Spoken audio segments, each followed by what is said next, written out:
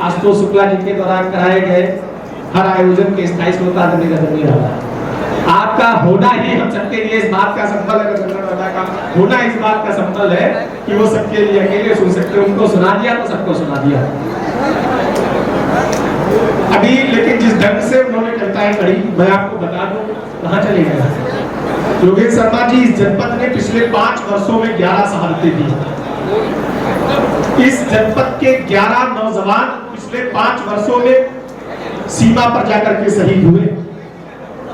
अध्यतन जितने भी बलिदान हुए हैं, कहीं कहीं उन्नाव का कोई न कोई लाल शहीद हुआ है। और आपको इस बात की आश्वस्ति देना चाहता हूं कि जो देशभक्ति के लिए जिया करते हैं, मुझे नरेश कात्यायन याद आए कि जो मातृभूमि के लिए जिया करते हैं, जो देशभक्ति का अमृत पिया करते हैं, जिनकी वाणी से महाकाल गाता है, जिनकी बाहों से पौरुष लहराता है, जो थामे अपने हाथों में तरल तिरंगा, जो रहे बहाते सब रक्त की गंगा, लिख दिया सीनाओं पर लोहू से नारा, भारत का कड़कड़ हमें प्राण से प्यारा।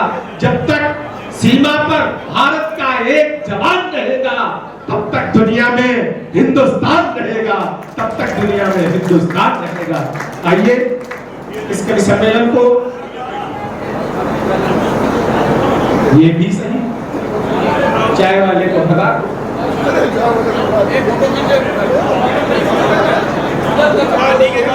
बुला लो, पहले बुला लो। यही है असल में बड़ी दिक्कतें हैं इस देश में।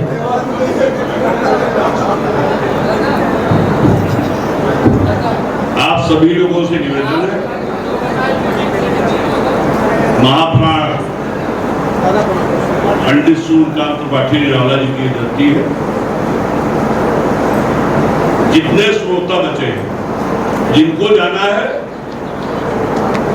घर में जल्दी हो सकता, कोई काम हो सकता है तो जा सकते हैं। लेकिन जब काव्य पाठ चालू हो जाए, एक कवि जब खत्म हो जाए तो जाइए, एक कवि जो अपना कविता पाठ कर ले, बीच में उठना ठीक नहीं।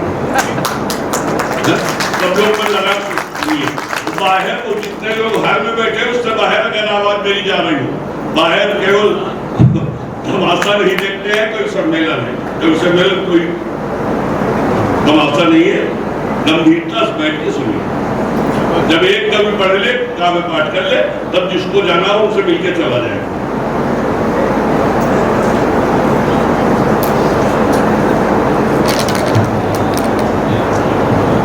एक बार आप सभी तालियां बजाइए।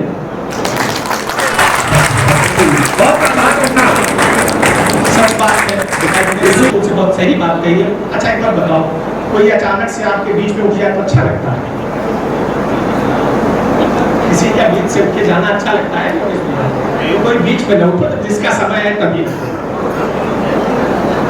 काहे का बीच में उठ के जाते हो, फालतू में तनाव देते हो? जो समय आए तो कौन रोक पाएगा? जाना ही पड़ेगा, उसमें क्या चिंता करनी है। इसलिए अच्छा कवियों के साथ भी यही दिक्कत है।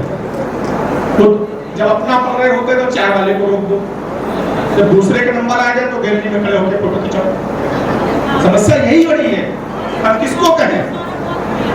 पंछी की पीड़ा पर जिसने बढ़िया शेर सुनाया है, दीक्षित दरगौरी ने कहा, कभी का यही दायित्व होता है, जो अपनी तरफ आए तो फिर अपने तरफ को भी बोलना चाहिए। सिर्फ उन्हीं की गलती नहीं है संजय भैया, कि पंछी की पीड़ा पर जिसने बढ़िया शेर सुनाया है, अभी अभी वो एक तंदूरी मुर्गा खाकर आया है। चाल चिंतन चरित्र सब एक ऐसा होना चाहिए।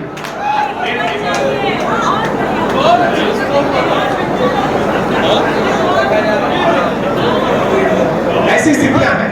गीत ऋषि आदरणीय विष्णु सक्सेना जी हैं, कितनी विनम्रता के साथ, कितनी सहजता के साथ हमारी सब भ्रष्टताओं को माफ करते हुए वो यहाँ पर बैठे। उन तक इस कवि सम्मेलन को ले जाने की जिम्मेदारी हम सबकी है। अगर हम सबने सबको बुलाया है तो हमारी जिम्मेदारी है कि पूरे मन से सुनो।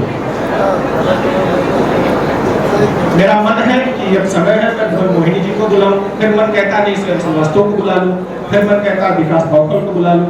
आप लोगों का मन जो कह रहा है मैं समझ रहा हूं। भैया पहले आप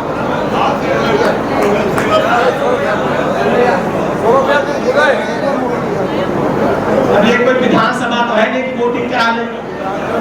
संचालक हम है, तय हम करें। एक बार जोरदार तालियां बजाइए। वो हुस्न आफताब से आगे की चीज है। मैं जिसको बुलाना चाहता हूँ आपके घर आंगन का, आप सब जानते हैं। क्योंकि मुझे पता है, मुझे विश्वास है। मैंने कई लोगों से बात स्पष्ट रूप से कर दूं, मैंने सबसे निवेदन किया आप आ जाओ, आप आ जाओ, आप आ जाओ, हिम्मत नहीं पड़ी। फिर हमने कहा बेटा तुम ये हिम्मत संभालो, बेसवारा है, किसी से पीछे रहा है क्या? कभी नहीं रहा है। केडी शर्मा हाहाकारी मुझे याद आए कि केडी शर्मा बीज बो रहे उसर बीजर प्रतिमा को ताल ठोक के जाए न पावे उन्ना जिला की धरती में। तब ये जिम्मेदारी स्वयं की है इस कार्यक्रम को आगे बढ़ाए और ठीक ढंग से लेकर के जाए। वो हुस्न आफताब से आगे की चीज है, खिलते हुए गुलाब से आगे की चीज है। महफिल में आपकी आज जो मैं हूं लाजवाब, तो फिर वो लाजवाब से आगे की चीज है। एक बार पूरा सदन जोरदार तालियां बजाए और